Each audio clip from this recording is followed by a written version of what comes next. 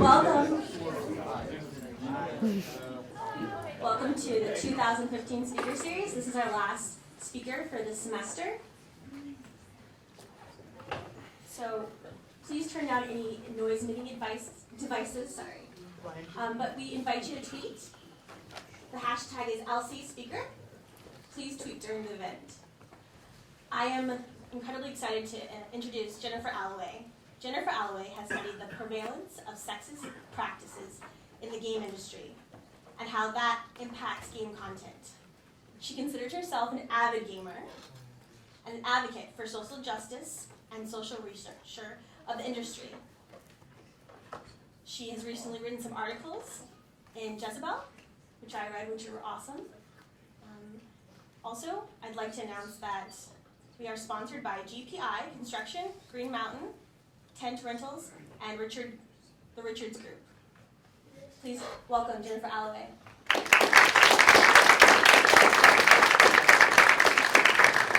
Hi, everyone. Hello. Oh, you did that. Thank you. And just a quick mention, thank you to Landmark for hosting me. I'm incredibly honored to be here. I've spent a wonderful day on campus, and I've been so inspired by all the wonderful men and women on this campus that are doing what they love here, and it's so great. As someone with minor OCD and ADHD that I only found out about 3 months ago, this would have been great to know about. And I'm really glad to see programs like this that exist for people with LDs. So a little bit about me. I am a game design MFA candidate at the NYU Game Center, where I make games at a frightening pace. That's a very rigorous program. I come from a scholarly background in sociology, in which I conducted independent research in 2013 on the prevalence of sexism in the game industry and how it impacts game content. The following year, I did a study on patterns of whiteness in game content of AAA games. So for those unfamiliar, AAA games are like Call of Duty, Grand Theft Auto, like your summer blockbuster of games. And so I looked specifically at them for how whiteness takes up space in those games. I spoke about my research at GDC, PAX Prime, and Indie GameCon. I've written articles for Gamasutra and Jezebel and gone on Canadian radio with Brianna Wu. I'm currently a game and narrative designer additionally to this, and I most recently worked on Shardlight, that lovely screenshot there, which will be out hopefully sometime next year early on. And it's a wonderful game. You should check it out. So we're going to start with a quick disclaimer on games criticism. And also we're going to place here a slight trigger warning. I'm going to have slides up of tweets that were very harassing and graphic. If that's a problem, you have your warning now. It'll come up later. I'll do my best I can to prepare for that. And with that done, I want to make a very quick note that many games I will be critical of today are games that I still play on a regular basis and enjoy. It is very much possible to be critical of what games do wrong while still enjoying what they do well. And in many cases, it's important for us to criticize what we love, or it will never get better as a medium or a game. And I'm sure that people can be angry if I criticize games up here, but it's coming from a place of love in that these games inspired much of my childhood and much of how I grew as a person. And now that I have grown, it is my job to then look at these games with a new perspective. And I encourage all of you to do the same with me. And on this note of new perspective, I'm going to talk a little bit about a story between myself and another MFA student at the Game Center. He came up to me one day, and he was very, curious. And so he went up to me and just asked, why don't more women play StarCraft? To him, in his eyes, this was a game which, in the new expansion, had a much better tutorial, which would be more accessible to women. He felt, personally, that the harassment in StarCraft as a medium wasn't as bad as other, esports. To him, it made perfect sense why a woman would want to try StarCraft if she wanted to try a competitive game. And he asked me, as someone who researched a little, why this wasn't happening. And I had a few answers, and none of them really answered it fully. So the first reason why women may not be interested in StarCraft, just citing Jolie Mandelbaum's paper, is that the major women in StarCraft are not really treated well. Kerrigan's plot line, for example, she's there. She's a special ops agent, a ghost as they call it in the StarCraft lore, so she's a sniper, or was, before she was left to die by her allies, and rather than dying was brutalized and mutilated into an alien race. And this narrative is highly representative of rape narratives, which is understandably uncomfortable for a lot of women. And Kerrigan's additionally the only woman deemed a bitch by any of the characters in the series. And even though she's still subject to the male gaze and very much eroticized, she's still considered sexually repulsive because she has been mutilated in that way. Which is one reason why a woman may not or may play StarCraft. Another reason has to do with just the numbers of esports parties. So if you look at here, women make up 34% of esports viewership, not counting players. However, they roughly, over the past 10 years, make up half of all gamers. That's a 15% deficit. And normally speaking, in games with that high of a deficit, there is something larger going on under the hood. So for example, harassing images. So one other thing that could be happening is that women are being harassed, and my friend Chris just did not know that. So for example, in a study by Kuznikov and Rose, female voices, when they tested in competitive games, female voices on mic received 3 times the negative messages in competitive games when compared to both male voices and no voice at all. Some people then propose that maybe women just aren't skilled at the game. And there's also evidence that women are very skilled at esports. In a study by Rattan et al. On League of Legends, although basically female players accrued skill at the exact same rate as male players, however, there are still no women in the community, and they posit because in another part of their findings, they found that women who played with a male partner are less confident in their own skills and often focus on supporting their male partner rather than advancing their own skill. So there's a very social dynamic to esports and why women would maybe be uncomfortable playing a very male-dominated game. And so he just sort of looked at me for a little while as I was tossing all these theories out, because really it could have been any of these things or none of them. And he just asked how this happened. Because I'll admit it, that's a lot, and I threw a lot at all of you for an opening. But that's kind of what women go through when they play games, when they go through game creation. It's overwhelming, but that is what it is.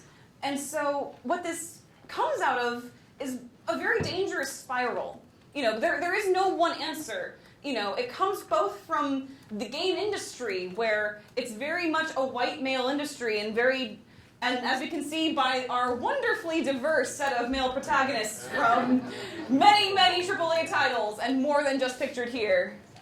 There's kind of a problem in the industry where they are writing characters that fit who are the creators, which at this point are mostly white men.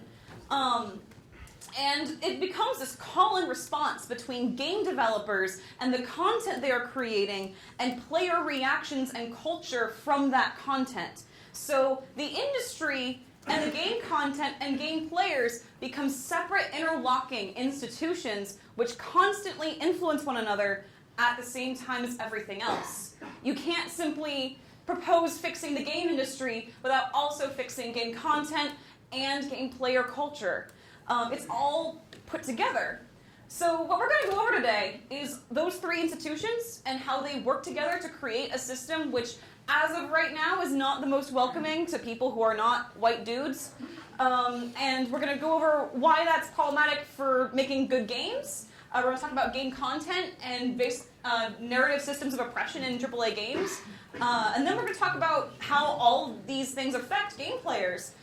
Such as the myth that women or people of color don't play games, and harassment itself in game culture. So let's get started with game industry. So we're going to talk a little bit about overt sexism in the game industry. So overt sexism, sexism has different flavors, so to speak. So overt sexism is obvious discrimination against women by a culture which leads to pay discrepancies and very blunt harassment. So in my study on sexism in the game industry, I found that which is, by the way, there's multiple methodologies. So I did a survey for quantitative data, and I also collected interviews, which gave me some qualitative data. So looking at the statistics, 60% of women in the study admitted to experiencing sexism in the game industry. 70% of women and 55% of men know a woman in the industry who has experienced sexism. And over 1 in 3 women studied experienced direct harassment from coworkers. 39% of women studied were not confident that HR could handle their disputes. So when I talk about this, I want to be clear that this kind of harassment, it may not be the everyday harassment that occurs, but it's something that builds up over time and creates a lot of problems, such as pay discrepancy. So, for example, 36% of women studied know or suspect of pay discrepancy in their company. It's a bit small here, so I'll just read some of these. These are the Game Developer Salary Survey, and at the bottom here they have it broken into gender. Here there's 9% women who work in the audio field, and they make $67,000 to men's $98,000. This is a field in QA testing where actually women have slightly a little bit more, but we come back down here, women again make $79,000 to men's $93,000, and they only represent 5% of all programmers and engineers. And many women in interviews would say at first they had never experienced sexism, which is why I did the interviews to help layer on what I found in the statistics. I expected there to be more than 60% as a woman who has done working games. And so at first they said they'd never experienced sexism. And then I would begin to ask a few more questions and a few more questions. And by the time a half an hour or 40 minutes had passed, they started spilling out. Almost all women in the interview section of the study did experience sexism, but not all of them identified that they themselves had experienced sexism. So what this comes from is this very numbed culture where you have to adapt to the sexism around you in order to survive it. This was a quote I found very poignant from one of my subjects on this matter. At some point, you just become, well, not desensitized, but you grow numb to it because it's the same thing every week. You know, this is isolated. This isn't representative of systemic problems. Those two can get you feeling pretty numb. It's not just a numbness of I feel nothing. It's also the numbness of I can do nothing. I feel totally powerless. Now, sexist structures and companies don't only disallow women from advancing in game development, but they ingrain themselves so deep into women that women have to block out the oppression they face every day in order to get through the day and continue to do what they love. So sexism becomes something that someone has to ignore just to survive, their dream career. But by ignoring sexist behaviors can also only worsen. So many women are caught in this really bad catch-22 of if I acknowledge the problem and ask for help, it might, I might lose my job, I might, go through some problems at work, is this worth it? But if they don't do anything, then they are still allowing a sexist structure to perpetuate and cause more grief for themselves. So in this situation, women are not given many options that are to their liking. But let's be clear first that overt sexism like pay discrepancies and direct harassment don't just come out of nowhere. They have to start somewhere, which is what covert sexism basically is. It's a more subtle form of sexism, ingrained into microaggressions, which are very small, subtle things that you can't really put your finger on, but when you describe them, you know there's a different power balance, and you know that you're, the woman in the room. And when I talk about this, I'm going to just leave with these statistics again I found in my study, that 59% of women studied disagreed with the statement that men's and women's voices are respected equally in meetings at work. 70% of women and over half of men surveyed would call the game industry a boys' club, which means sort of a culture of masculization being, celebrated, often at the expense of excluding women who wanted to participate in gaming culture. So 69% of women and 44% of men surveyed admit that a colleague of theirs has, acted offensive to them on the basis of gender. And so even a large amount of men are acknowledging that there's a culture by which it's accepted to say things that they themselves find offensive. And the thing is with covert sexism is that it's very hard for women to call it out and get help from HR with something as subtle as this. And it really comes down to an attitude of feeling left out. So this is a comment from Subject 24. She's an audio designer on a team of, I believe, 25 audio designers. She was the only woman. And so she said, I was the only girl. They hung out together, the boys, and talked a lot and told jokes to each other. And I was just sort of left out. And I don't think I was given a chance. And part of that was because I'm a girl, but I have a sharp wit, and I like inappropriate humor. I don't mean inappropriate as in sexist, but just being fun and silly at work. I felt pretty lonely and outcast, really. So I think a lot of this comes from, I first think that everybody in this room knows a little bit what this quote says. Like we all empathize to some degree that we have been left out at some point and we don't feel like we were given a chance, and that the humors that other people were accommodating to, did not think about what they were doing to us as a person. So in that way, I find this quote very relatable, and that people, even if they haven't experienced direct sexism, can relate to the feeling this gets across. I also want to say that without covert sexism, overt sexism, such as, direct harassment and pay discrepancies, can't exist. But covert sexism is also much harder to remove. It's very easy to call the member of the KKK a racist, but it's a lot harder to tell a white person not to touch a black person's hair because that isn't good to do. There's a lot of, deeply ingrained cultural parts of game culture are reliant on this air of masculinity, which comes from the early days of gaming when women were very sparse. But now that we have more women in game development, this is becoming a larger issue. And I do not want to neglect that racism in the industry is also a relatively big problem, to the point that there are actually very little studies on this problem, even though we know it's a problem. This is a chart of the US Census data on pay discrepancies, because there is no game industry pay discrepancy chart for people of color. And you'll notice that white women are making 80 cents on the dollar, but black women are making 69 cents, and Hispanic women 59, and black men as well are only making 75 cents to a white man's dollar. And while I do not have research other than what has been done before to present this, I think it's important to remember that this is intersectional. And women, yes, this is a problem that we need to address sexism. We also cannot then not address other issues, because then in a way it exploits the other isms and keeps us from moving forward socially. To add to that point, this is a picture of Jerry Lawson, by the way. Does anyone know who that is? You? Okay, one person. Jerry Lawson invented the cartridge. He also made a console called the Fairchild Channel F, which he basically helped innovate all we know about console gaming. But he's very rarely talked about and very rarely remembered. Sean Alexander Allen added that we don't see many prominent black or Latino or really any minority populist representation both in game protagonists, in critics, marketing, or creators. And he mentions prominent because while many other cultural forms like music, movies, and writing have a dearth of black voices, they at least have people out there who are making their culture better at all levels and very visible. And, so this is another thing to remember that, thankfully, at least we have women who are visible in making games, but doesn't mean there aren't other social problems that relate to this and that intertwine and create intersectionality. Real quickly, the concept of intersectionality is that our identities are made of many, many things. It's made of our class, it's made of our race, it's made of our gender, it's made of many different aspects of us that make us who we are.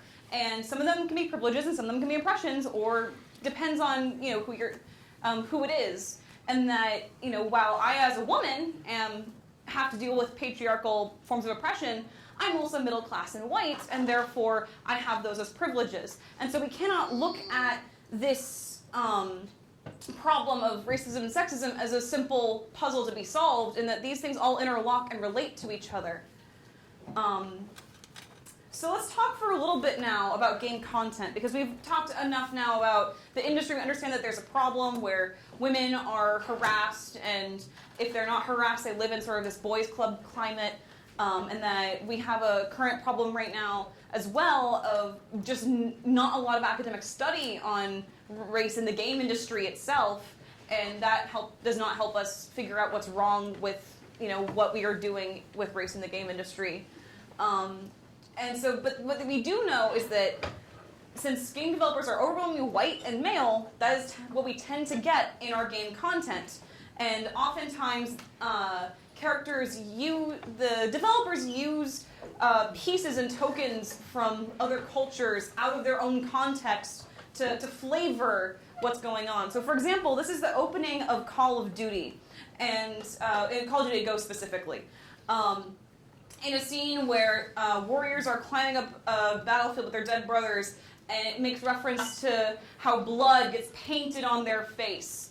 This is a very racist Native American trope used to emphasize how warrior-like a character is, that they're a true warrior if there's blood painted on their face, from their own brothers. And it's not, it makes the white character look good because we've accepted that in this context he's a warrior, but in the context of Native Americans in real life, they're referred to as tribal and savage and many other bad things when this is applied.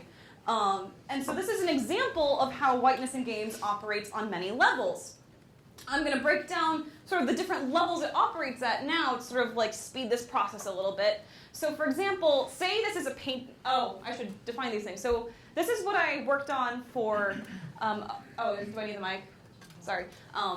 So this is what I worked on for my thesis over senior year, looking at systems of white representation in AAA games, is that overall there was this presentation of agency, authority, and fantasy. So what that means is in narrative of games, there's 3 different parts that make the narrative what it is. And with that, it embeds sort of racial messages in them that we already know and understand from real life. So, for example, fantasy would be the themes and the desires of the game, the aesthetics, the mood. So if this is a painting, we're painting with all 3 of these brushes. Fantasy would be just the canvas alone, right? So it determines sort of the size of, what you're making. It determines the color palette. Fantasy is, defining what in the game is considered desirable, what in the game is considered, a good thing, what the game considers a bad thing. It's basically telling you how to feel about the world and everything you're doing. Authority is rules and antagonists, so the force that pushes against the person playing the game. So for example, if we're still in our painting metaphor, this is the foreground and the background, like the rough sketch of the actual painting itself. It's defining how the game is going to be played. Because once the game is played that way, once you have the structure of the rules and what's going on, if we draw a hill there, we know we're going to draw a painting with a hill. We know we're going to have some sort of landscape, and if we don't draw that in, then the game's completely different, obviously. So the way that race is expressed through authority figures in games, through tutorials and other things. And then agency is the fine details, what really makes a painting a painting. It talks about the narrative as it is. It talks about, who the player is. What are the player's desires, and how can the player, act in the world? Are they confined because of the rules, or can they go against the rules? And this is really where the narrative comes in of who you are playing and what they want to do in the game. And that's where the fine details come in, where so many of these people on the screen are 30-year-old guys with beards who lost a girlfriend or a wife or a child because of something. And then because of that, they have to go on this mad quest for revenge. And that is, and that's the agency. That's deciding who the player is. That's deciding what their goal for the game is. And that is built fundamentally on the rules of the game and the aesthetic mood of the game, which are made in authority and fantasy. So what I ended up finding in my research, here's an example of some of the data I found, just charting out where these things were the most qualitative, is that agency in a racial aspect of a game cannot exist without the foundations of authority and fantasy. So you can't have a game, you can have a game potentially, I don't ever say never, but as of right now in AAA games, which are the most profitable AAA games, agency of a character is dependent on that character's validation as a source of power and authority, and it's also dependent on that character being supported in fantasy as well. And we're going to break all these down individually as well. So if this is overwhelming, we're going to go slower in a second. But it's important to understand that agency as a game thing of like doing something as a certain type of player is dependent on that character's validation in the world and in the world constraints. So let's talk about fantasy. I know, you're all going to love this game, you're going to get mad at me. It's okay. I'm not mad at you. I don't play World of Warcraft. Well, in any case, so fantasy, when we typically think of fantasy, is a genre with dragons and, dwarves. It's something very mystical and based mostly on Eurocentric mythology, like Celtic mythology, Nordic mythologies. There's usually magic involved. I'm using World of Warcraft because it has some brilliant examples of racialization in games. But I want to just be very clear that fantasy does not have to be literally fantasy. Madden NFL is a fantasy game. Any game you really play is taking you in and bringing you into a mood and aesthetic. And so in that respect, fantasy exists in all games. It's just a matter of you're going for Warriors and Dragons kind of fantasy, or I'm going to win the Super Bowl fantasy. They're all very valid different expressions of that, which means they can all be analyzed through a lens of racialization. So, what I'm going to focus on mostly with WoW, because you could talk about so much with WoW, is how the characters themselves are portrayed as Horde and Alliance. For those who have not played, these characters are the Alliance. They are the good guys as far as the narrative of World of Warcraft is concerned. They have a bright, shiny blue and gold logo. They are clearly the good guys. These are the bad guys. They have a red and black logo. They are very much considered like the antagonists of a lot of the Warcraft storyline. What I want to point out the difference here is look how human all of these races look. And I'll get to the Worgen in a second. That's a bit of a special case. But human, a dwarf, a short human, a gnome, a shorter human, Draenei, a blue and buff looking human, and Night Elf, again, a bluish tone of human, again. And a furry. You don't read that. Well, a little bit. But moving on, I'll come back to the Worgen, I promise. If you look at this, there's a lot more savage, or quotes, savage portrayals of these characters, with the exception of the Blood Elf, which actually has a very Nazi Germany-esque narrative. And additionally, it's worth pointing out that the Blood Elf is the most played character in the game by a landslide. So that itself is an interesting analysis that the characters that most represent genocide and conquest is the most popular race in the game. But for example, the orcs, they are, green-skinned, but they have a very strong slave narrative in their history, and they also are characterized with the stereotypes of third world countries where there's huts and there's spikes everywhere. They're not portrayed as like what European standards call civilized. And that's the same thing as well with the trolls. The trolls are portrayed with a Jamaican stereotype accent, much of tiki usage, and then we go to Tauren, which are literally a race of humanoid cows with all of the stereotypes of Native Americanism. We'll take questions after the lecture. No, we'll take after the lecture. Is that okay? It wasn't a question. Okay, you're fine. And then goblins are a very anti-Semitic portrayal where they have Jewish accents, big noses, and they are generally regarded as bankers in the World of Warcraft series. You like that short guy in Star Wars? Yes, like that.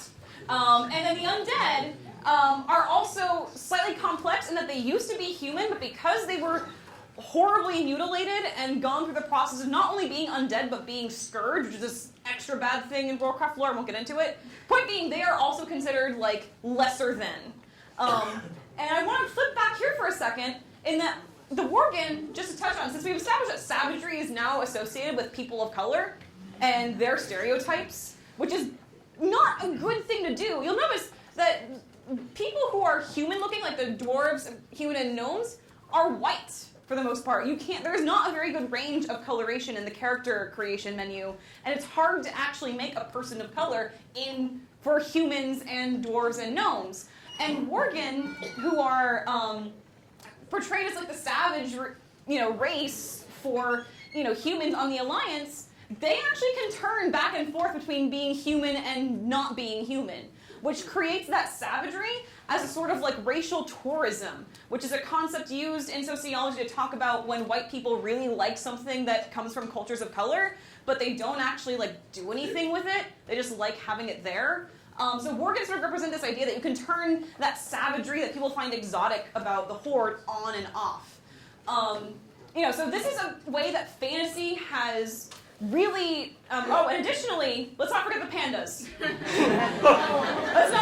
So they represent neither the Horde or the Alliance because you can play as either Horde or Alliance with a Pandaren. What this actually represents, though, is what's referred to as the model minority complex in race theory, where basically Asians in America are often referred to as the model minority because of their positioning in society, and it's often a misnomer because when one is perceived basically as a higher degree of socioeconomic status than the population average. However, this is not usually founded in fact, and it removes government action to reduce discrimination, despite the fact that this group of people is already discriminated against. So, model minority is like saying Asians are bad at or bad at math aren't real Asians. It's this idea that it's a good stereotype because it's about math, but it's still harmful and it's still detrimental to who they are. And so this is about, and so basically Pandaren, they are good enough to join the alliance where there's a lot of very white and Eurocentric races represented, but they're still quote-unquote exotic enough to join the Horde, which creates this very dissuaded or dissonance in how people look at the Horde and look at pandas and all of that stuff. And really what this leads to is if we don't represent people of color in actual human form in some way or shape or form, and we just take all their cultural references and give them to non-human races, the implication that people of color that aren't human carries a very not good it's not a good way to talk about this, and it's certainly not a way we should portray people of color in games. And so when we move forward and talk about authority, it's important to note that that's how the scene is set for World of Warcraft, right? That's how the entire game environment is defined. You are defined by these cultures and races the game has created for you. And if those systems are inherently, treating, races in a very unequal way, then it's going to create biases within the player about how they then treat the characters. Which then leads to authority. So let's revisit that real quickly. It's the formalist ways that the game tells you how to play. And often authority figures are represented in game narratives as antagonists, which then you have a tutorial to fight against them, and that teaches you, how to fight. It comes in social mobile tutorials, like with Candy Crush, and it also comes in the form, of the commentators as seen in Madden. So let's start with Madden and kind of work our way to the right to all two of our options. So the way Madden works with authority is that these are the sportscasters. If you haven't played Madden, basically they sit up in the booth, and anytime you move the stick or make a player action, they comment on if you're doing okay. So if I don't snap the ball, they're like, oh, they were really slow on that snap. And basically, if you suck, they tell you what you should be doing, right? But the thing is that you have white people in your ear telling you what you should and should not be doing. They're basically hailed as this very formal structure of representation of how you should be playing the game of football. And when you don't do what they want you to do, they will tell you very actively, hey, you're not doing what I want you to do, by commenting on your poor or good performance. And so it's hard for a player's actions to be devoid of that kind of narrative information when the game is literally telling you how to play. You can go against it and maybe succeed in a game like Madden, but it's actually highly unlikely that that's going to happen. Usually they're suggesting the most obvious and the most efficient plays. But it does create this power structure of, here are the two guys in the booth who are telling you how to do everything. And in a game like football, where there are a lot of sportscasters of color who have done amazing jobs, it's just a very it's a problematic choice in a game that's so based off of black labor to then have only 2 white people basically announcing the whole game and like only validate so many experiences. And Candy Crush, for example, has 2 figures here, which are basically the tutorial. They tell you how to play the game, and they help set the fantasy of this candy world. In addition to doing that, they sort of put this place in a very Eurocentric perspective. And the essential point with the Candy Crush example is that tutorials, when they are animated by people of a certain build, they end up then, like in some ways, subliminally excluding other people. Because if this is not part of your cultural knowledge, and you just think these are really weird people, or if you don't identify with how they are physically as well, then that creates a problem where you don't, as a player, end up getting to feel welcomed by the game. And that's so important for every game, is that every player feels that welcoming sense. And if that's not given, then it's very hard for players other than who identifies with this set to actually enjoy the game. And so we will then move to agency, which is sort of the cherry of all of this, is that because we have rule sets which allow for this kind of behavior from players, and because we have a mood and a theme which also encourages this down from the very tidbits of lore in every game, we are basically worshipping Eurocentric narratives, which for the most part, when I look at these games, they all focus on imperialism and conquest, which are very white fantasies. This idea of conquering another land and doing that kind of thing is or defending the motherland against attack. It's a trope of story based off of some very strong, fragile masculinity, which we'll get into in a second. But just to review, agency is who you are playing, like in the game. So, for example, here in Assassin's Creed, you are playing an Englishman who, as a pirate, who basically said, "Screw all this, I'm going to go be a pirate." Like, he did not like his day job. He wanted to be a pirate. And so he went off and did that, and he gathered a crew of mostly Englishmen and 1 former slave, who has a great DLC pack in this game, by the way. But either way, basically he gets a token black friend in the narrative, and then they go off and they continue to do pirating and conquesting, which is mostly against British, ships, but it's also against the innocent ships in the harbor from Cuba and Havana. It's sort of about that colonialization of that territory, which happened so much with pirates in the day. And other games in the top 10 profitable games of this year had similar storylines. Battlefield 4 was about going to China and participating in some made-up political contrivance with China. And then Call of Duty was about Russians bombing America and having to deal with that, and it was involved in their subplot. But either way, all of these games have white protagonists who are also male, and it also hinges on this very violent conquest and this very aggressive theme, or it's also themed on defending something very aggressively, which is sort of made from this idea of masculinity being threatened. So since gamers for a very long time, until the last 20 years or so, were by and large only white men, this idea of these narratives that come from our history that resonate with white men continued into games. And the problem is now we have a lot of gamers who are not white men. And so when they are saying, hey, this content is problematic, this is not what I identify with, and this is offensive to me, we get that. We get a lot of that. So fragile white masculinity refers to, as spoken by Dr. Nerdlove, who is an amazing writer about this content, and I highly suggest looking him up on Google and reading his work. So the definition of masculinity pitched to men, especially young men, is one of violence, social dominance, anti-intellectualism, and aggressive, even uncontrollable sexuality. Toughness and stoicism are the only acceptable forms of expression besides anger, and danger is the only worthwhile pursuit.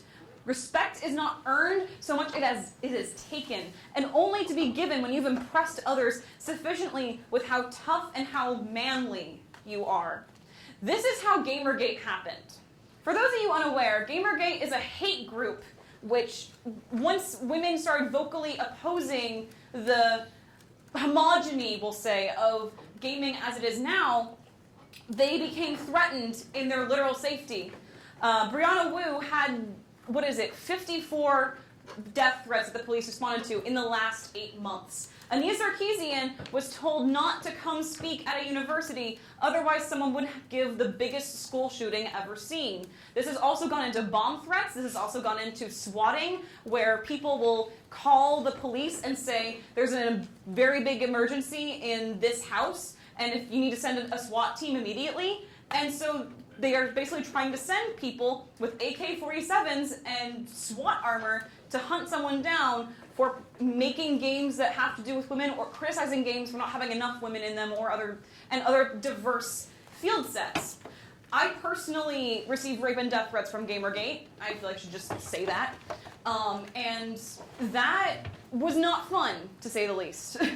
And the reason why Gamergate exists, the reason why we have harassment in games that's chasing off women from StarCraft, is because we have games which are fundamentally built on white male narratives. They are fundamentally built on this idea of conquest and all these things which can be fun as a woman or a person of color or any of these things. But what we need to do is remember that these players are not being respected right now. You know, not allowing black people to be made into a human in World of Warcraft, but, you know, giving Jamaican and African accents to orcs and trolls is not respectful. It's not respecting the fact that people want to play this game, and you're not giving them room to enjoy it because you're doing something that's actually harmful. And so this is a lot. You know, I'm not saying that everybody, by the way, this is, to get the not all men thing out of the way right now, yes, it's true, not everybody is going to feel this way, not everybody who believes these things is going to threaten someone's lives, but that's not who's important in this conversation.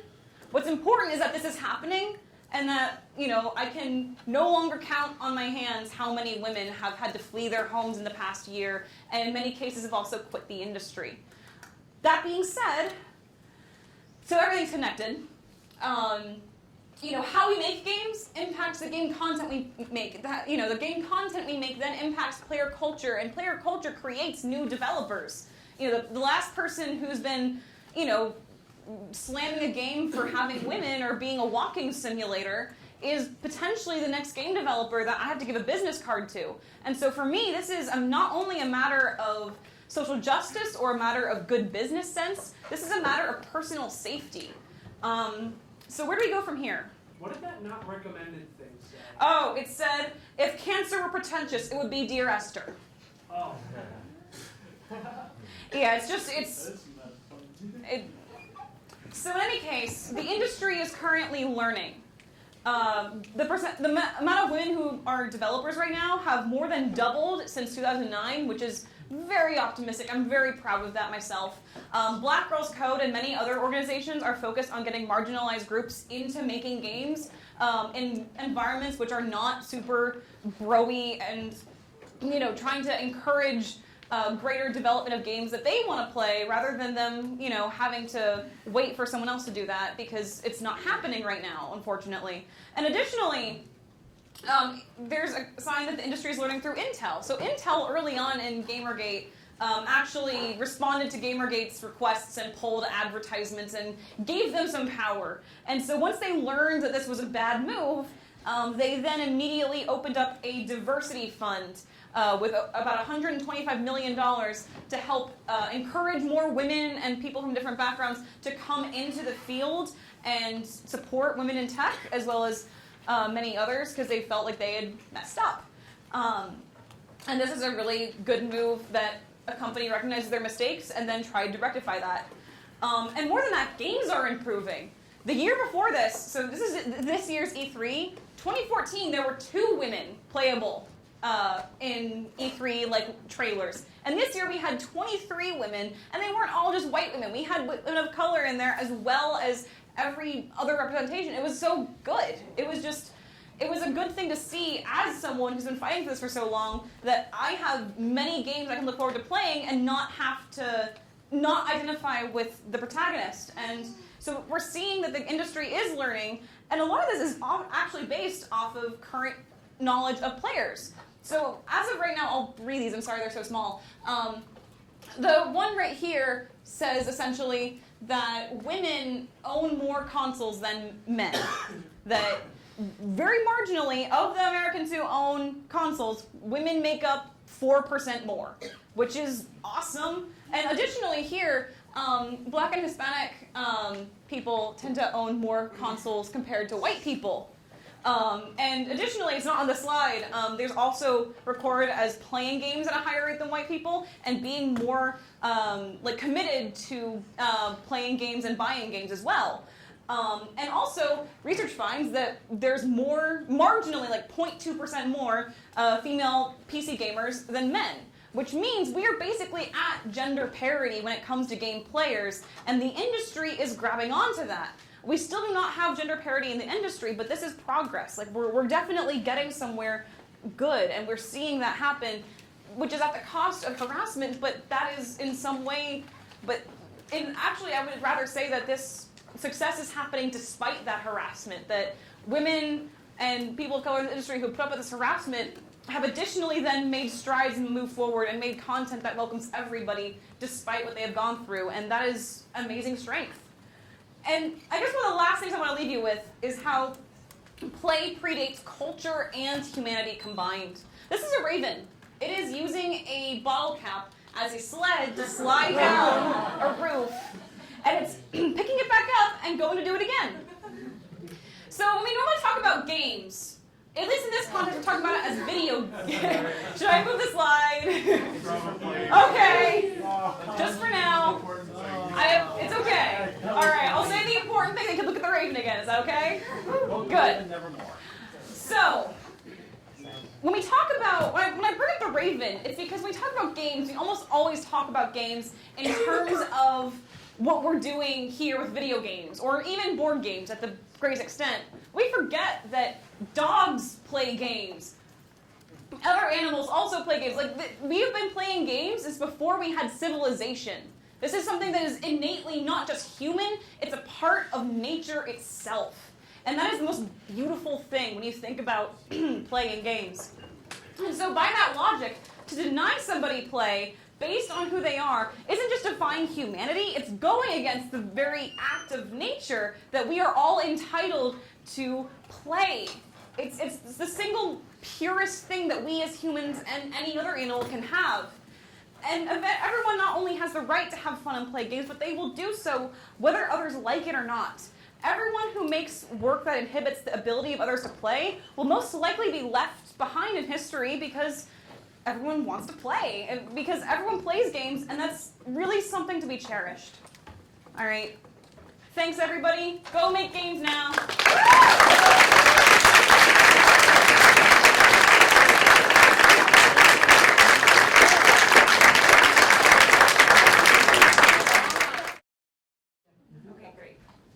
Okay, I saw your hand first, and then we'll go to you, because I think you're going to break your arm if you keep doing that.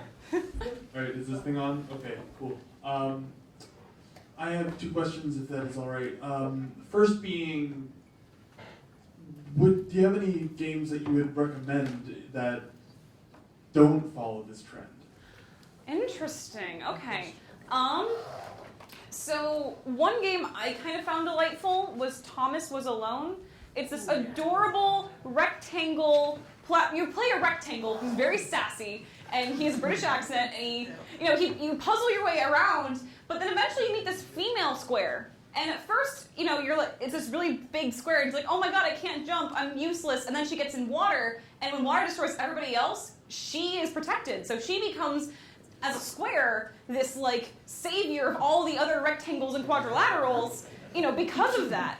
And so it's a really silly abstract representation, but in many cases it's regarded by a lot of people as a very feminist game because it's like, I'm not built the same way as you, but you know what? I save your butt. Okay, and...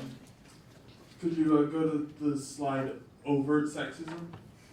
Overt one? Which Yes. overt sex? There were 3. The one directly before the Covert. Sort That one? The one directly before. Yes, that one. No, this one. For the second point, 70% of the 55%, is that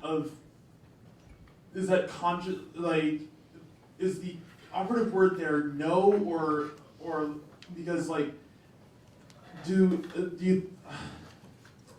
Hold on. It's okay. Breathe. Is this based on their knowledge or the people around them being Being sexist. no? Is this based on people around them having had this experience, or is this based around the knowledge of them having that experience? In that, like I could be friends with someone who has experienced this, but not know that they've had it. Right, exactly. So this is them knowing that someone they knew had this experience. That's poorly phrased. But basically when I say 70% of women and 55% of men studied know a woman in the industry who's experienced sexism, that means they know a woman who works in games and they know for a fact that she has experienced some sexist practice within the game industry itself. Because it's a really good way to get around asking them if they've experienced it, because they may not know what they've experienced necessarily because of what we talked about with how sexism gets conditioned into you, but they will be like, oh yeah, that woman, she totally did. You know, it's a very different experience. All right, sorry. You had the next question, and then we'll go to you. Okay. I already noticed that being a video game fanatic myself, I already noticed that I see a lot of cosplayers who are female, especially on DeviantArt and Facebook. And I would actually like to say, what's your input on females who cosplay as characters from video games? I support any amount of fandom that happens. Do you mean specifically women who like dress as objectified women or sexualized women? Or are you just any cosplay? Any cosplayer in general. I would do it. I wanted to for years. I just never got around to it because I can't sew. But, you know, absolutely. People should, you know, get into the stuff they love. They should embrace it, you know. That's what I mean. Being a cosplayer is embracing your interests. Yeah, it is, totally. It's like a show and tell in which you are really showing and you're really telling. Indeed. It is that exactly. I'm sorry, I have to be quick because we have so many questions. So we'll go to him, and then your hand was next, and then we'll go to the back row. Have you ever heard of The Last of Us? I have. I have not played it, but I know more than I should about it. I'm asking this because one of the main characters is named Ellie. Yes. She's a pretty unique character. I was wondering because she's probably an example of a female character in games that's not sexualized. Well, she's a child, so that's good.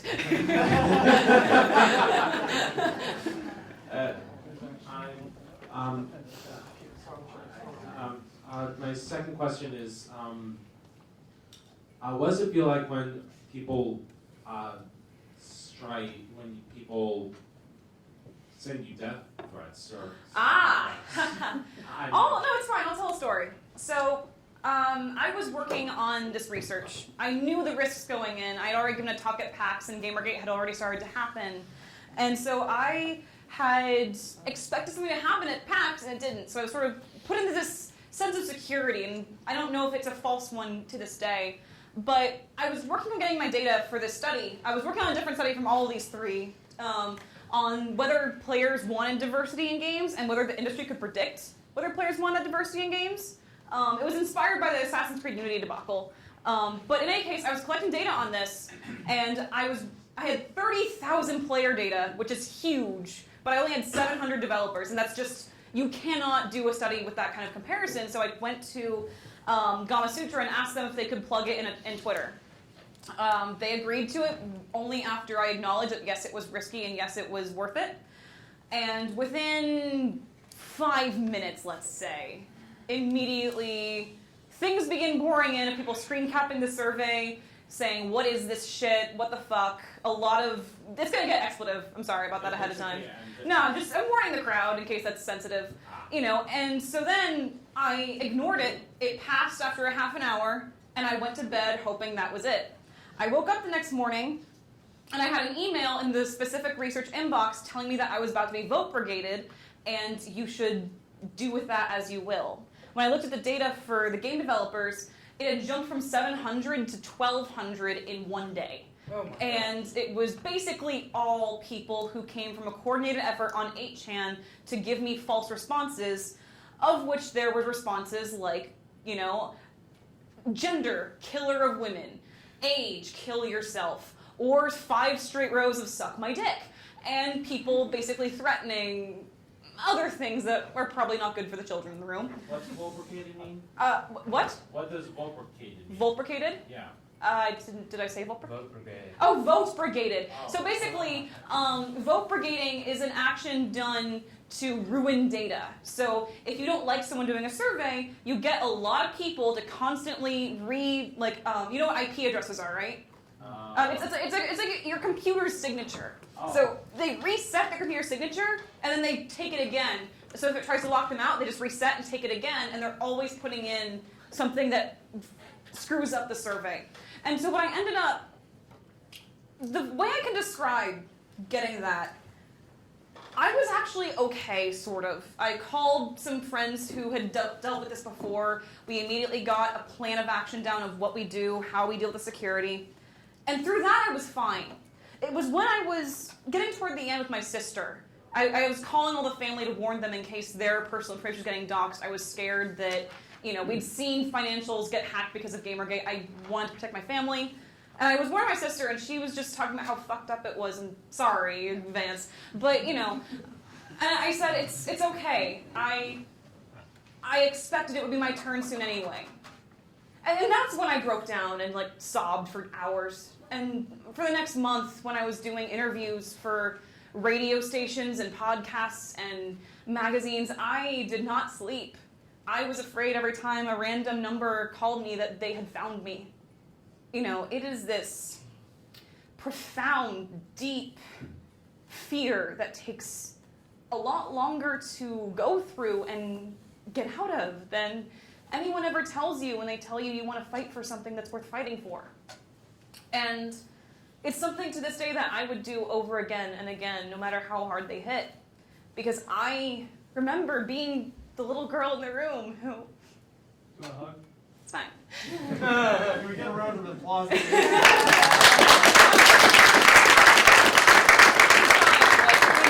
something that, I remember being the person left out. I remember being the one who these people said didn't belong. And games shaped who I am as a person. I live with my, I have such a great relationship with my family because of them. I have so much because of them. And, for me, I don't want an industry where anyone can create these things. And so, yeah, it was hard. That's to answer your question. And it's fine, really. I mean, at this point, I've mostly gotten through it, and it has its residues, but, I would do it again proudly over and over. This matters so much to me, and making sure everyone in games feels welcome matters so much to me that, sure, they can threaten. They're not gonna, nothing will stop me from doing what I do. Thank you. No problem.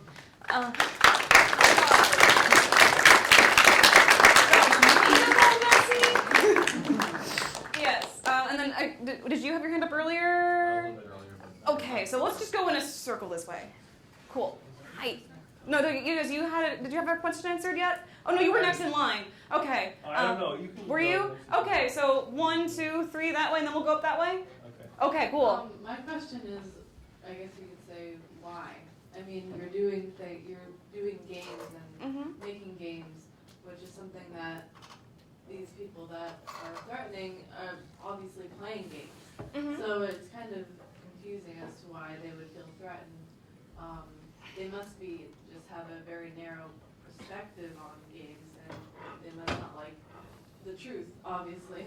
Well, it's just that, really, because what happens is, so as I talked about in the talk, most games for this period of time have been celebrating a very like white and masculine idea of who is in games. And so what these people hear when they hear women saying we want to be represented is they hear, oh God, there will be no more men in games. The women are taking over. Like they just, in their heads, they hear this terrifying threat. And to these people, games are more than just a hobby.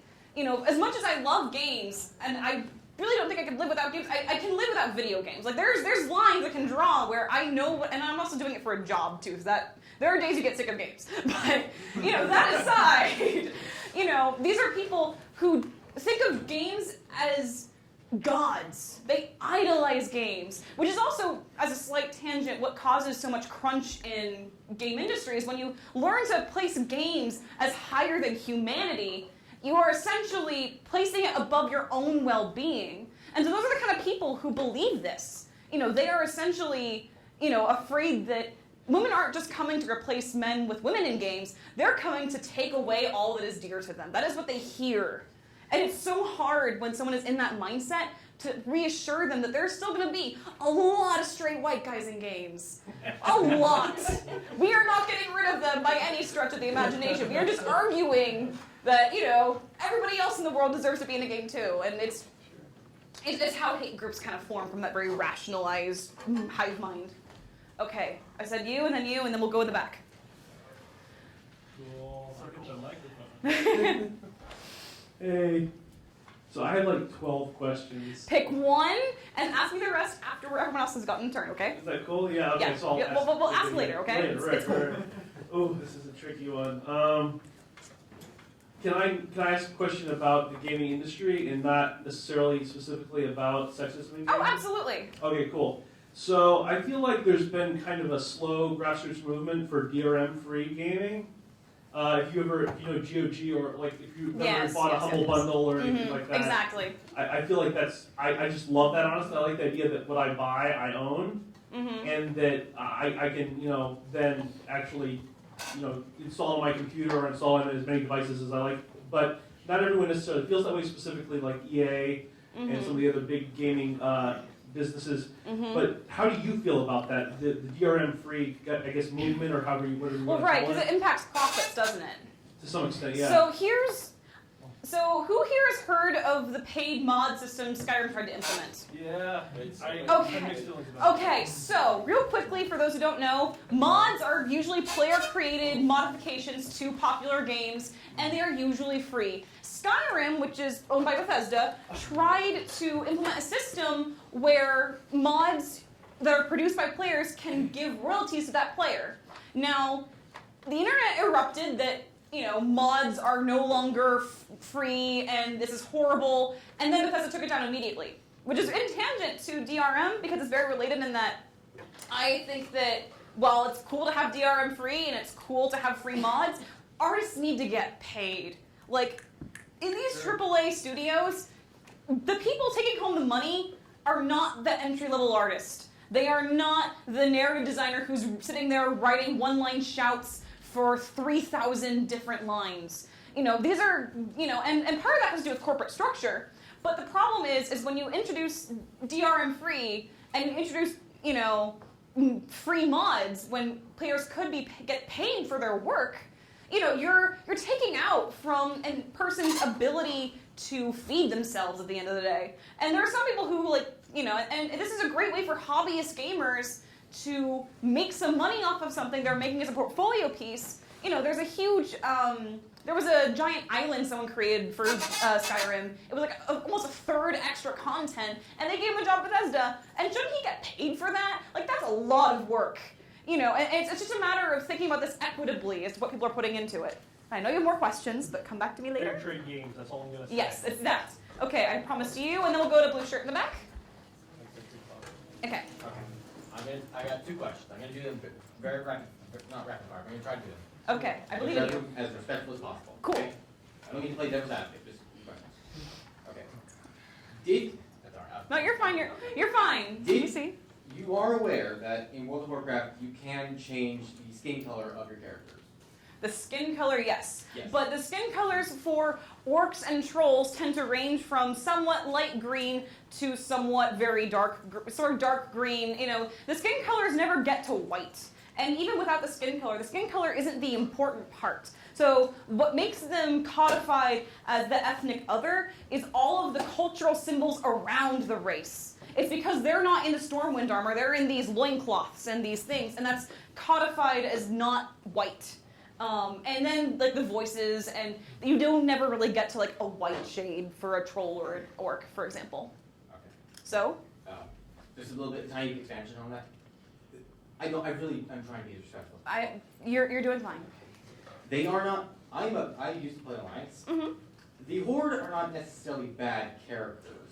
Some people perceive them as bad, as you have suggested, but it is not canon that they are evil.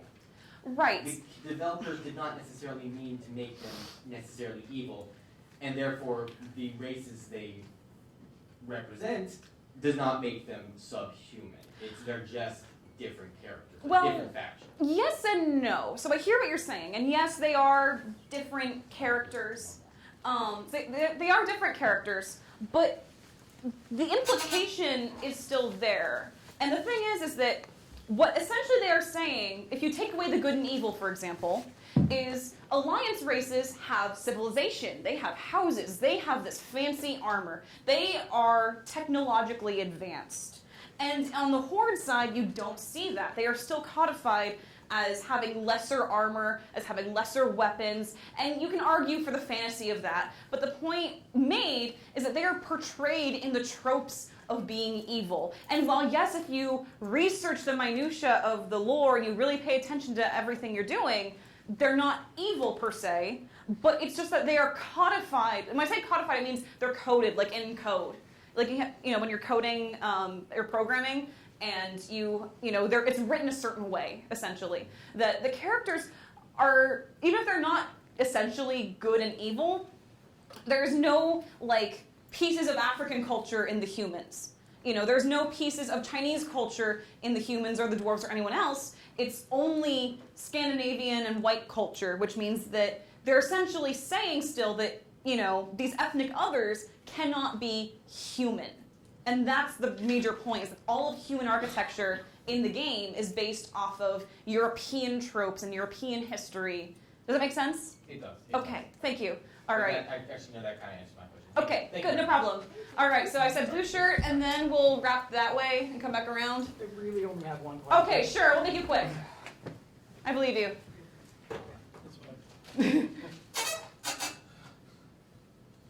How can you reconcile calling Gamergate a hate group when in August 2015 at SJP Airplay, Lynn Walsh and Ren LaForme acknowledged that Gamergate had uncovered legitimate ethical issues? I severely disagree with that, and let me explain why. So, when I talk about Gamergate, I'm not talking about ethics in journalism. I am absolutely not talking about that. And for me, this is where the big problem with Gamergate is that they don't, people who, it's also the no true Scotsman policy, so let's start there. So Gamergate as a word was taken on by a lot of people on the internet. A lot of them were very harassing and horrible people. Some of them were decent people who actually believed in the idea of ethics in game journalism. But the idea of Gamergate comes from, the idea of Gamergate comes from harassing a woman who, according to her ex-boyfriend who posted a way... I'm very aware of the origins. No, I'm not talking to you, though. There's a whole room of people who don't know what I'm talking about. So, you know, Gamergate was founded on a game developer being slut-shamed by her ex-boyfriend in a 10,000 long word post where he alleged she cheated on him and alleged in one line or two that this was about, you know, that this is about ethics in games journalism because she could have slept with a games journalist and he could have written a review. Now, for the record, this games journalist that he was referencing never wrote a review about her work. A lot of this is completely unfounded. So, when a movement takes on, if someone believes in games journalism, I highly doubt that if they really believe in games journalism, they would go with this fear-mongering movement that's distracting people from real issues rather than separating themselves from that and having an honest conversation about ethics in games journalism, which Zoe Quinn herself later published a very good article about the problems with ethics in games journalism. As to this undefiable evidence you propose, I've not seen it, and quite frankly, I don't want to comment on evidence I have not seen, but I take issue with the stance that people who care about games journalism are a part of Gamergate. Because fundamentally, because all members of Gamergate cannot be distinguished, if you are with Gamergate, you're with people who are sending people from their homes.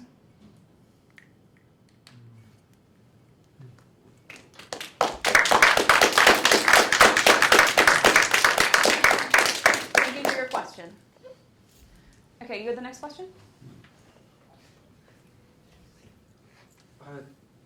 A couple semesters ago, I took a class on the history of gaming with Johnny Wilson of Electronic Gaming Monthly, way back when. Awesome, that's so cool. And it was fascinating stuff, and I remember him mentioning often that there were a lot of women who were key to the early development of games. Ellen Romero, a trans woman, Danny Bunton-Berry. Yes, Mule. Which is incredible and really fundamental to gaming. So what changed from having these people at the core of the movement of gaming to being pushed out to the fringes to the indie stuff, which has its own merits but isn't the big commercial stuff? And I will say that of the people I interviewed for this study, a lot of them did come from indie. Indie has its own problems with sexism and other isms, so to speak. It just pretends not to. But absolutely. Women are sort of like the founders of code, like Ada Lovelace, who wrote the first computer program before we had computers. We would not have so much of games without women from the very beginning, like Brenda Romero, like Danielle Button-Berry, and also like Roberta Williams, for example, who made King's Quest, which started a whole genre of games. Exactly, it's great. What happened is, actually, there was a huge time in the early 80s when women were very prominent in tech companies. And it was, I'm not sure what happened, but something there led to this huge drop-off in women in tech. It could have been like the boys' club atmosphere of one of these tech companies. I know that was a huge part for many women in the early part of the genre and games. But there's something happened, and women just dropped from that doing tech and engineering. These women they're talking about are very fundamental to gaming as we know it, and I want to point some things out first. Roberta Williams, who made King's Quest, which is a wonderful adventure series that inspired much of the RPG genres we have today, she did not consider herself a gamer. She claimed she could not plug in a computer and that, she was not even a game designer. She claimed she was a storyteller and that was what she was doing with her games. And I think it's worth mentioning that some of the most innovative voices in our industry did not even identify with being in our industry. And when we talk about there being a homogeneity to people in games, it's not just in whether they look like something, it's how they feel. Now, Roberta, for example, she felt isolated because she was often the only woman in the room. And, if you look at a magazine of like the gaming gods, from like 1995, she's the only woman in that picture. But, to this day, her work is fundamental in so much, and it came from someone who flat out said, I'm not a game designer. And that's just worth noting. Thank you. Yeah, no problem. I'll go to you, because you've had your hand up for like 5 turns, then we'll go back there. Is there anyone I'm missing over here? No? We're good? Cool. Sweet. All right, so the question I had was, just citing an example is one game, Sir, who are being hunted. Mm-hmm. Survival horror with British robots. Right. It also, one thing I noticed when I played it a while ago was that it had, I think it had a very, smart-ass way of gender equality in it, and that was that there was a button on the main menu, switch to female mode, Madame, you are being hunted. Mm-hmm. All this changes that in the opening narration, Sir is replaced with Madame. You never see your character in game, there's no mirrors, nothing like that.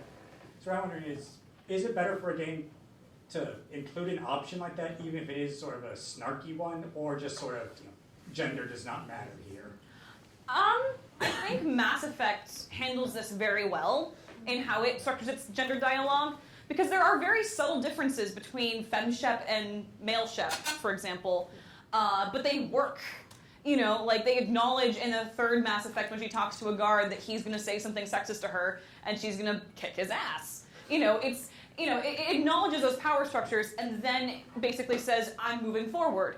I have not played this game, so I can't fully make a good comment on it, but if you're just saying that they replace, you know, sir with madam, you know, that's perfectly fine. I don't see why that would be a problem. I would need to really play it to get a better sense of what you're talking about, though, because I think I'm missing something, but that's okay. Cool. Does that answer it at all? Yeah, okay, cool. All right, who did I say was going next? Over here? Yeah, I think it was either you or you, one of those two. I'm sorry. That person's closer. Yeah, whatever. Before you talked about League of Legends. Yes. I was wondering, what are your thoughts on it? It was the game that got me into esports. I now play Heroes because personally, I struggle with the economy of, like the personal market economy that you have to accrue as a player on top of the map. For me, that was very complex and very difficult, which had nothing to do with, you know, my abilities. And it was also just, I was in a very competitive scene where all my friends were in Gold and Diamond and I could never win. For the record, Gold and Diamond are the really high ranks in League. I was like Copper or Silver, if that makes any difference. It's, you know, the point is I was with a lot of very almost professional players and I myself was not very good. So when my friends all moved to Heroes, I really grasped at it. I think that League of Legends is the most mainstream of an esport we have. I would like if they did not create so many women that were objectified, because that was also partially a reason I moved to Heroes. I felt that while there were still objectified women in Heroes, I also saw lots of women I could identify with. Like, there's a woman who's a tank. Like, she literally is inside of a tank, and you control a tank and roll it around. And that's really cool, because you know that, like, you know, there's a woman in there, like, really badass. I also love the Johanna, who's a very big paladin, has very big armor, and she's very tough, and she never dies, and that's great. And, you know, so for me, League of Legends is the esport that made esports popular. You know, it's still, by and large, the most viewed esport in the world.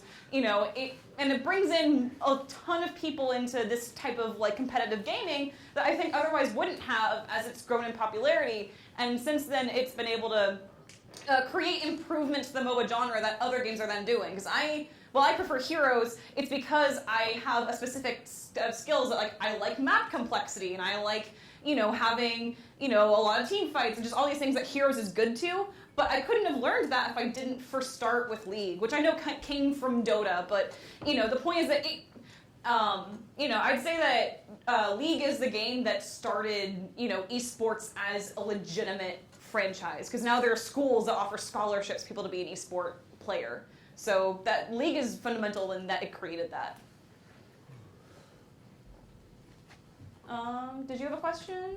I think he was next. Whoever's closer will work around. Do we have a time limit on being here, by the way? We should wrap up in about 5 minutes. In 5 minutes? Oh god, okay, rapid fire, let's go. And if anyone I don't get to has a question, just find me after, and I will address any questions I don't get afterwards, I promise. Is there anything that I, as a gamer, can do to make a woman's experience more accepting? Yes. One, when people are in the development process and you see objectified women that you know would probably make at least some women uncomfortable, you can be the one on the forum that's like, hey, this isn't cool. And when they accuse you of being a woman who's just being emotional, you can be like, I'm a dude, shut up. Because the thing is that women, you know, don't get listened to in conversations a lot. And it's often feminist men who, when women are ignored, step in and go, hey, by the way, this isn't cool. You know, and then they listen to the men because sexism, but, you know, so make it clear that you, as a white dude, want to see not white dudes in your games. You know, and support games that do that. Like, you know, the E3 lineup was amazing. There are so many cool games coming out with awesome women in them that I would play regardless of there being women in them, but I'm playing even more because, oh my god, there's a woman in there. I can, you know, that's exciting for me. And so just find games that excite you, check out new interesting content, you know, seek out developers that are women and see, like, what they are doing. You know, just expand your horizons and stand up for, you know, and in conversations, you know, say, yes, I want this. This is a thing that we should have. So, yeah. Yeah, okay. How many more minutes do we have left? 3 minutes. Cool. Hello. So obviously gaming is something that is a large part of your identity, as well as being a woman. But you know, the stuff that you were talking about in your presentation, I guess, like, you know, wasn't just issues of feminism. There's a lot of intersectionality, as you were saying. Yes. So I suppose, was it that you were, I guess, always interested in social justice, and gaming just happened to be the sort of catalyst, or was it more that like you were involved in gaming and saw it as an opportunity to make social impact? It's actually kind of funny. I was really into games growing up. My brother and sister started playing before I was born, and so I was kind of indoctrinated into games as a young one. And then, like, as a 6-year-old, I heard my brother saying, hey, let's all make games together one day. And I'm like, yes, brother! And, like, I'm thinking of this the same way kids think of, like, being an ice cream truck driver, right? Like, you know, you don't think of the reality of that yet. And so then, like, my siblings went off. I, you know, sort of was in that weird, you know, I'm the only child in the house now, so I'm going to do weird stuff. And I kind of forgot about games for a while. It was a really weird time in my life. And so I went to liberal arts college at first for archaeology. That did not happen. One class! And I was like, nope, I'm not Indiana Jones. And so from there, I tried a few things, and I really struck a chord with my sociology classes. I had this amazing professor who did this elective course on analyzing HBO's The Wire through sociology, and, you know, using various readings to sort of pull out a lot of wonderful material from the class. And he was from Baltimore, so he was able to, like, give this whole breath of life into every episode. And it was just so fascinating, and I couldn't stop doing sociology after that. It was a part of me, and I got so excited. And as I was in this process, my brother found, he got a job at EA. He works as a big data analyst in one of the social companies. That actually, the Star Wars game that he worked on for mobile will be out near Christmas. Sorry. No, but that aside, you know, I saw he could do it. I'm like, oh my god, I wanted to make games. Why am I not making games? How did this happen? And it was sort of around then, I'm like, I need to do a U-turn, but I had no idea how. And then the reports started coming out about Anita Sarkeesian and, like, sexism in the game industry. And I wanted to be there, but all of a sudden I was just so enthralled by what was going on, and I felt like I had to do something. So I talked to my advisor. I was like, hey, I want to do a study like this. Can I do it for thesis? And he was like, well, there's a grant proposal due in 2 weeks. Do that. And I did, and that's kind of where it went. Because from research, I then went into game development, because the more I was around developers, I was like, I kind of want to make games. I think I should come in as like a researcher for a game company and then transition. They're like, honey, no, you don't do that. Those transition stories are not very common. And so they just were like, well, go, make games. And so I went to game jams. I learned that that on your first try, making a game in 2 days is really hard, but it's really, really fun. Yeah, you understand. Game jams are hard, but they are fun. You know, I made really weird, kooky board games. I made a role-play board game about long-distance relationships. Like, I messed around, because that's what you should do. And then I applied to NYU's game program and got in. And since then, it's just been like, I will always love the sociology, and that will always be a part of my design. And I have no idea if I'm going to go back to it in the future, but I have that there. And I'm so glad that I started from that point of view. You know, because programming you can always learn. You know, all these things you can always learn. How to handle humanity in games is hard to just learn, you know? It takes time and a lot of process. That's a very long answer. I'm sorry, I know we're over time. But yes, if you guys have any other questions, just come down to me or wherever I'm going to get chucked out to if it's not down here. Okay, down here? Cool. And then I will answer any and all questions in an orderly manner here. Thank you all for coming. This was wonderful.